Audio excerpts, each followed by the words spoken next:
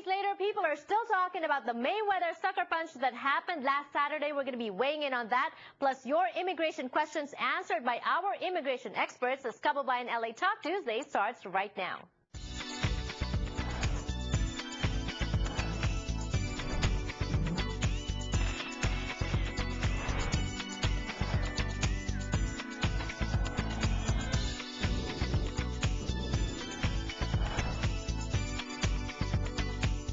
People migrate or attempt to migrate to the U.S. every day, and so here on Kababayan LA, we try to help you with that. We have two experts, Attorney Allison Aquino and Attorney Richard Lowe of Aquino & Lowe Law Firm, to answer your questions today about immigration. So anything about visas, work visa, student visa, your petition, your green card, and all that, we're going to be answering all that today on Kababayan LA. Magandang hapon po sa inyo lahat. Thank you for joining us on the show. And right about now, we go to Manila. Over the phone, May is joining us, and she will talk to us about some of the things that our kababayans are talking about in the Philippines. Yahoo Top Trends. We're going to start with Mayweather. May, he had a fight last Saturday. I missed that. Did you catch it? Well, I wasn't able to catch it. I was able to catch the last part of it na halos bugbugin niya yung nag-i-interview sa kanya. Buti na lang hindi tayo nag-i-interview sa kanya. Oo nga, parang saktan niya tayo. Imbis na Mayweather versus Ortiz daw, naging Mayweather versus Larry Merchant. I've spoken to Larry Merchant on different occasions. Good guy, very knowledgeable, but I think really he's one of those talaga na, well, in an interview, he said he hasn't given Mayweather really the credit that Mayweather thinks he deserves. He's one of those media people. That's why talagang mainit yung dugo sa kanya ni Mayweather. Actually, I saw naman na parang he was really pushing Mayweather na mainis din eh. Kasi medyo yung mga questions din naman talaga.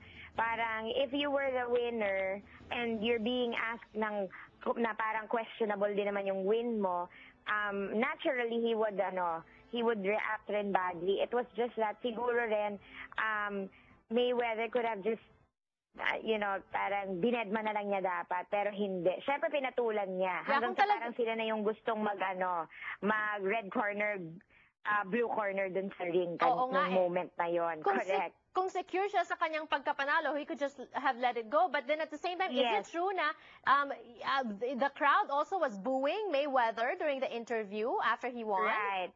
Oo, kasi siyempre yung crowd parang wag na ring patulan because obviously the crowd had their opinion also na hindi naman talaga fair ang pagkapanalo. Sa Twitter, inulan ng batikos ang pag-announce ng pagkapanalo niya, hindi ba? So, at lalo na tayong lahat, we are behind our national champion, diba, na si Manny Pacquiao. So, sa pagkapanalo niya ngayon na hindi naman masyadong convincing, of course, they were really upset na parang bakit ganun naman ang pagkapanalo ni Mayweather. Okay, from winning and booing, punta naman tayo sa winning and cheering. Our second story, Cheering to death. Yahoo Top Trend, also yung UAAP cheer dance competition.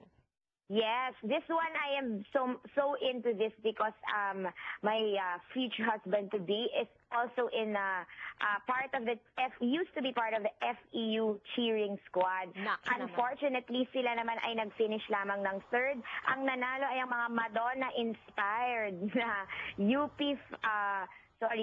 Pep Squad na talaga namang Janelle, amazing. Talaga ang mga bato sa ere, perfect. Para silang lumilipad. Parang ko nga sa tweet ko, parang 10 years na silang nagpa-practice together dahil talagang solid ang kanilang routine. And ang nanalo naman na second place ay ang DLSU Animo Squad na first time in a long time na nag-place sa top 3 ng cheer dance competition. And I'm hearing, May, that it was such a big event na napakahirap daw kumuha ng ticket.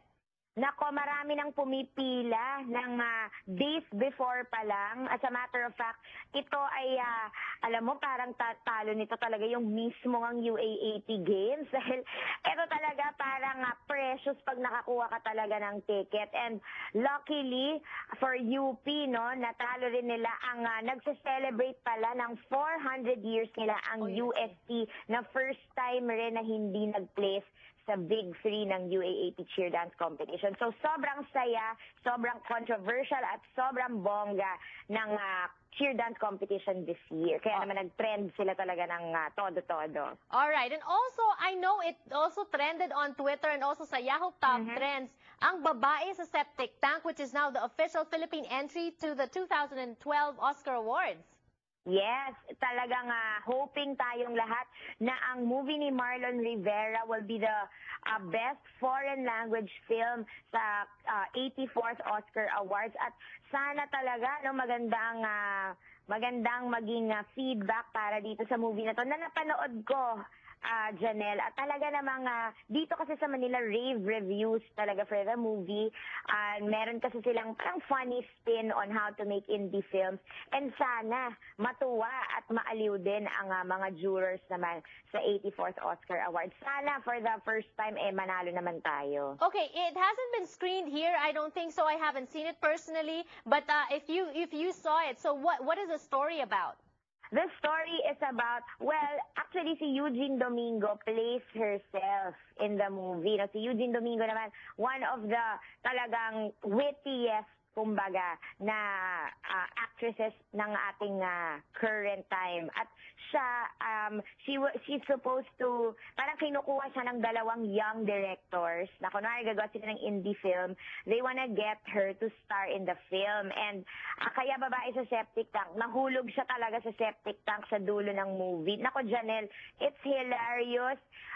The storyline talaga is ang funny niya talaga. Hindi pwedeng mabore ka doon sa entire movie at papakita doon yung iba't ibang klase ng atake sa paggawa ng indie film. So sana talaga maaliw ang Oscar committee para naman meron naman tayong maiuwing bagong international award, hopefully. Before that, I'm sure they're going to be launching their campaign and it's going to be screened extensively, hopefully, dito sa US. Sana maraming sponsors and May, I'm going to take your word and I'm going to make sure that I watch that once it screens here in the States. It's really a must-see. Kung hindi ka masyadong nanonood ng mga indie films, ito ay unang magandang panoorin para mas magkaroon tayo ng better appreciation of the Philippine independent industry. Bongga to. Thank you so much for joining us today on the show. Happy birthday to your fiancé. Oh, thank you so much. I'm sure he'll be happy to hear from you na greet mo siya talagang live and yes, international ang greeting. Happy birthday. I'll see you again next week. I'll talk to you next week. For now, thank you so much.